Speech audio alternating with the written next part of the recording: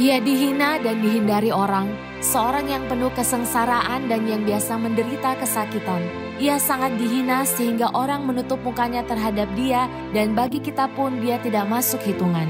Tetapi sesungguhnya penyakit kitalah yang ditanggungnya, dan kesengsaraan kita yang dipikulnya. Padahal kita mengira dia kena tulah, dipukul dan ditindas Allah. Tetapi dia tertikam oleh karena pemberontakan kita, dia diremukkan oleh karena kejahatan kita. Ganjaran yang mendatangkan keselamatan bagi kita ditimpakan kepadanya, dan oleh bilur-bilurnya kita menjadi sembuh. Yesaya 53 ayat 3-5.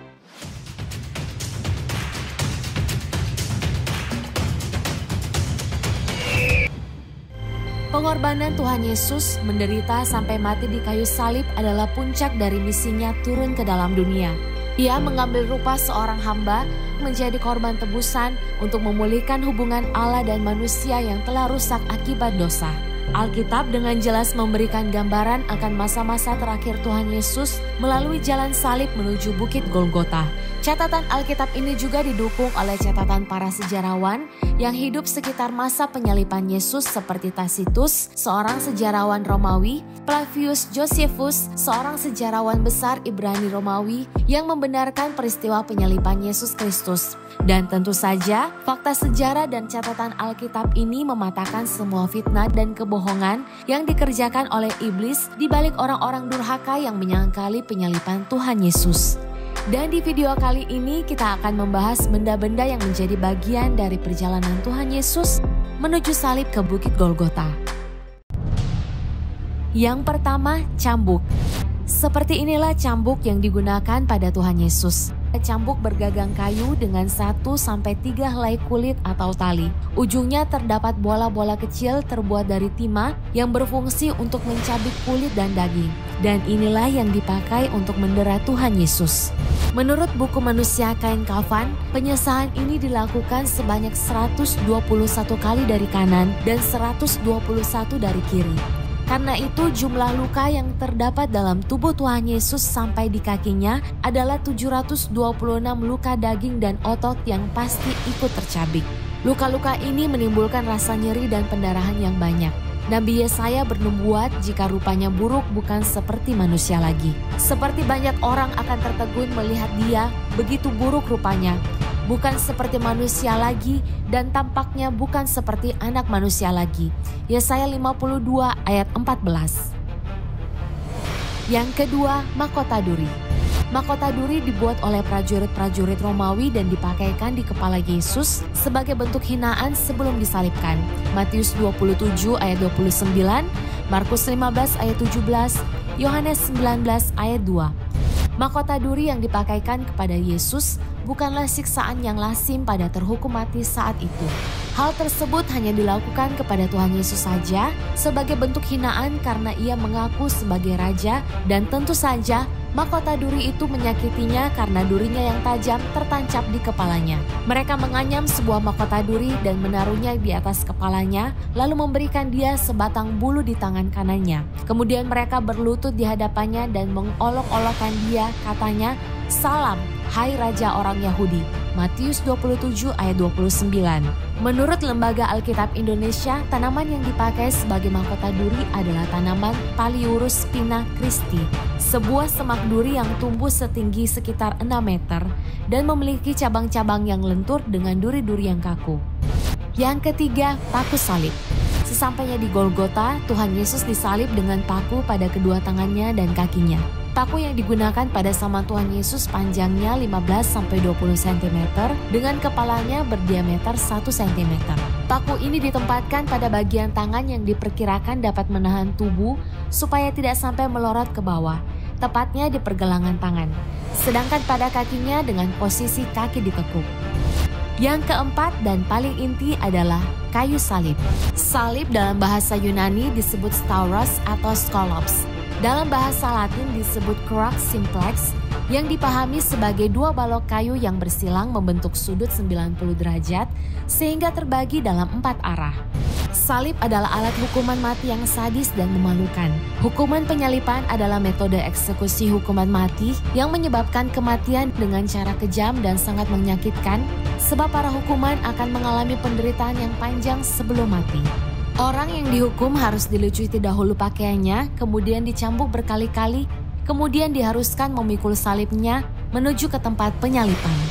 Setiba di tempat eksekusi, ia diikat dengan tangan terlentang dan dipaku pada kedua pergelangan tangan, sedangkan kakinya dipaku pada batang tegak dengan posisi kaki ditekuk yang membuat terhukum sulit untuk bernafas karena harus menahan berat beban tubuh. Kematian terhukum di atas kayu salib disebabkan oleh kelelahan dan gagal jantung atau dipercepat oleh eksekutor dengan menghancurkan lutut dengan tongkat besi sehingga goncangan dan sesak nafas segera mengakhiri hidup sang terhukum.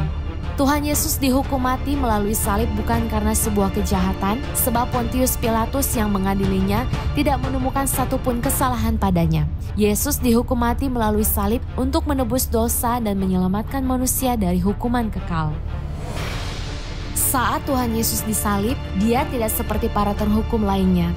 Deraan yang dia terima sebelum memikul salib menuju Bukit Golgota adalah sebuah siksaan yang ia terima tidak sengeri para terhukum mati lainnya. Yang kelima, tombak. Diperkirakan seperti inilah tombak yang digunakan prajurit Romawi menikam Tuhan Yesus.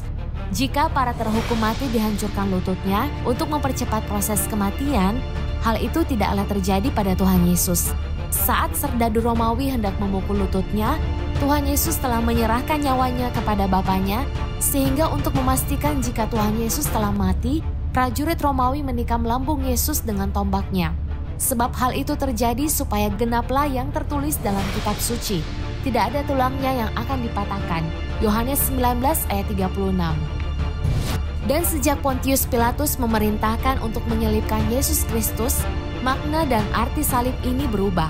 Salib yang sebelumnya sebagai lambang hukuman yang terkutuk menjadi simbol keselamatan dan anugerah Tuhan kepada umat manusia.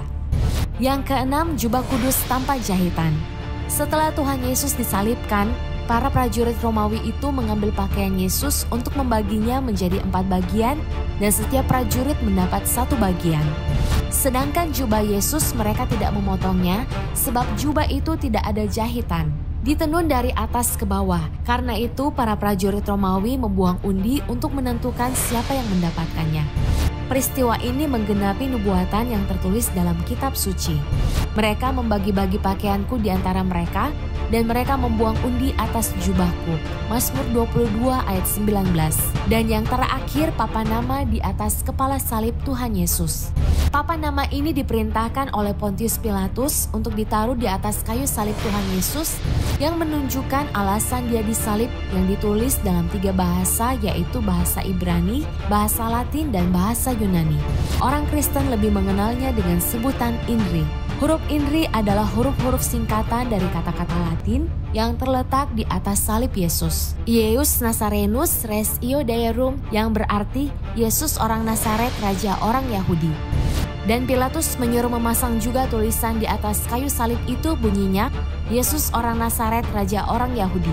Banyak orang Yahudi yang membaca tulisan itu sebab di tempat di mana Yesus disalibkan letaknya dekat kota dan kata-kata itu tertulis dalam bahasa Ibrani, bahasa Latin, dan bahasa Yunani. Maka kata imam-imam kepala orang Yahudi kepada Pilatus, "Jangan engkau menulis Raja orang Yahudi, tetapi bahwa ia mengatakan, 'Aku adalah Raja orang Yahudi.'" Jawab Pilatus, "Apa yang kutulis tetap tertulis." Yohanes 19 ayat 19-22. Demikian fakta Alkitab seputar benda-benda yang menjadi bagian dari perjalanan Tuhan Yesus menuju salib ke Bukit Golgota. Dengan kematian Tuhan Yesus di atas kayu salib untuk menebus dosa kita dan kebangkitannya memberi kemenangan kepada kita atas maut. Demikian pula Rasul Paulus mengatakan, "Tetapi kami memberitakan Kristus yang disalibkan. Untuk orang-orang Yahudi suatu batu sandungan dan untuk orang-orang bukan Yahudi suatu kebodohan.